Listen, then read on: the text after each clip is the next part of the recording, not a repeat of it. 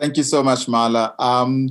And I feel almost a little bit not the right person to be talking about this book, because I feel like I'm such a part of it. Because Angelo is beyond just a mentor for me, grew to be a friend and someone that I admired in my operatic career, and I really I give a lot of credence to his belief in me as a mind to be what I am today. So I want to say thank you so much, and the very, very kind words. Angelo, to me, as I said, he's more than just a mentor, but as a friend. But more than anything else, it's someone that had allowed me to discover who I am as a person and as a leader, and challenged me to become an opera director when I didn't think I could be one. And most importantly, made me a better person that today I can be what I do. So Angelo, thank you so much for the book. And thank you for really writing about yourself in a way that has, as Marla had said, it is more than just a memoir, but it's really a history lesson. It's a kind of book that one will read beyond just once. And thank you, Angelo. I want to first start by okay. So here's the book. I'm very proud of this book because Angelo wrote in it, so I feel quite special. But so for those of you that haven't seen what it looks like, this is it. But I want to start first by reading a dedication that was printed to the on the title page of the souvenir program, in which celebrated the opening of the Alhambra Theatre in Cape Town on the 2nd of December 1929. The author is not acknowledged, but at the time, Mr. Schlesinger was the chairman and managing director of the African Theatre Limited. So this is a direct quote from the book itself. The dedication says, "To the men and women who, having the hearts of a little child, are able to enter the kingdom of make-believe, to the weary who may here forget, and spending an hour in fairyland, shall return to their toil with laughter and gladness of heart, to all those who have long abided in comfortless buildings of little beauty and even there have found romance, to you who come from other lands to this fair gateway of South Africa, to all these in this building dedicated, knowing that here, through the ministry of sight and sound, and in great comfort, you shall find beauty and happiness." I think there is nothing that really welcomes anybody into a place than that. And Angelo, I think it's a fitting dedication for the beginning of the book. So thank you for that. I had planned to say so much, but I think just briefly what I believe this book is. This book for me is a lesson.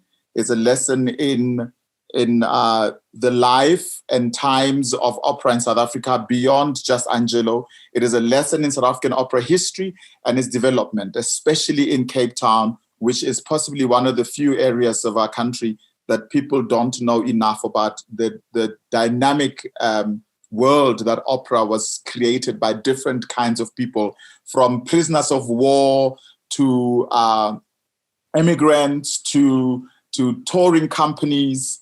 And even though Angelo wrote this to tell his own story, he allows us into a wonderful world of opera and its actors and challenges and joys they faced. So from racism all the way to trailblazing productions.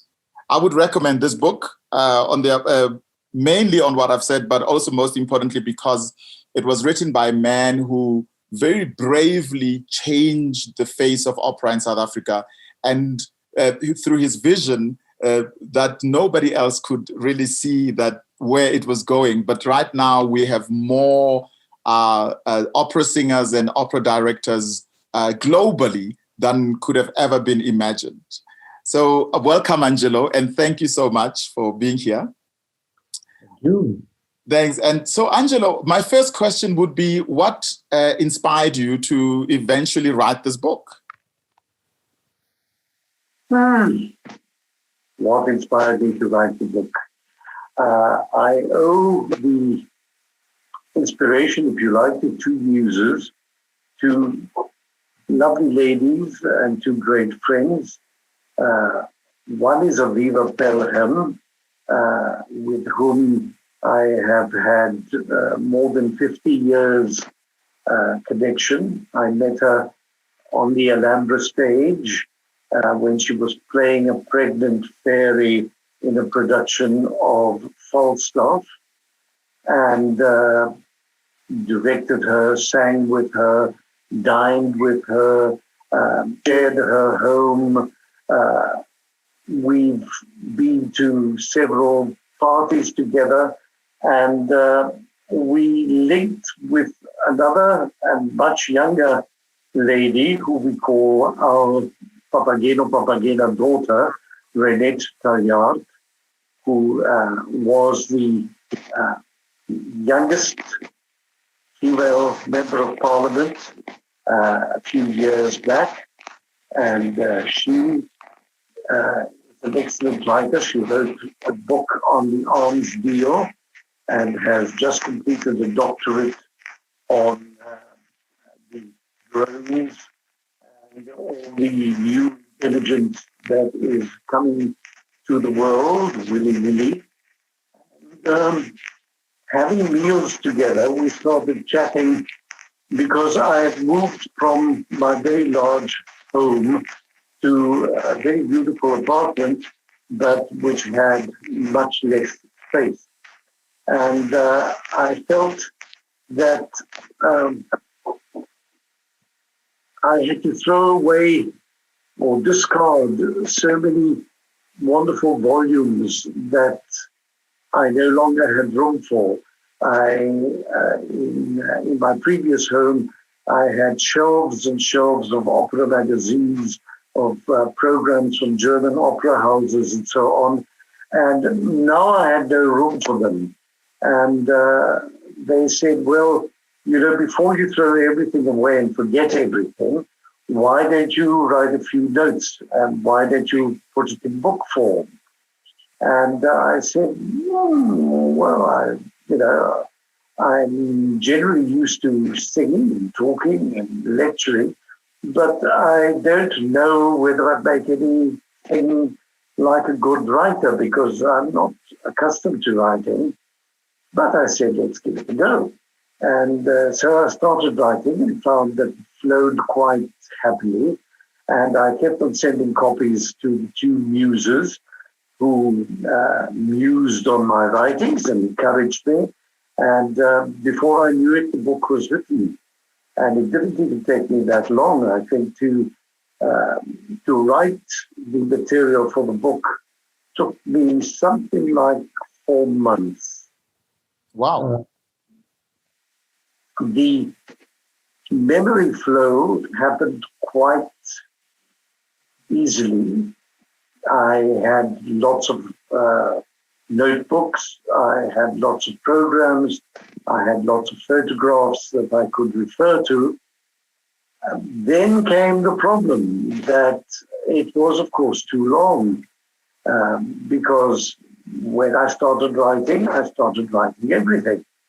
And when thinking of what people were going to be prepared to sit and read, I felt that perhaps an editor would help. So I found a willing editor, and we started trimming and cutting back. And the editing process took some time, but also flowed quite happily. The big problem came when I said I would like to add illustrations in the book. And then, of course, to choose the illustrations from amongst the many, many, many photographs I possessed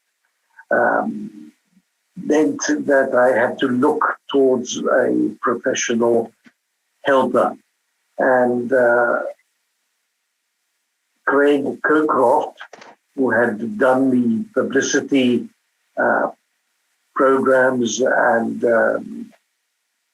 reviews and so on, leaflets for Cape Town Opera for many years, said, well, I've got a little bit of time, perhaps I can give you a hand. And gave me a hand, he certainly did. And the result is in the book to be seen by everybody. But really the longest amount of time was to put the visual material together and to choose what we wanted to print and what we didn't want to print. Well, thank you so much. I absolutely love. I think the choices were really the best ones, especially since I'm in the book as well, and my picture is also shown there, so that makes me happy.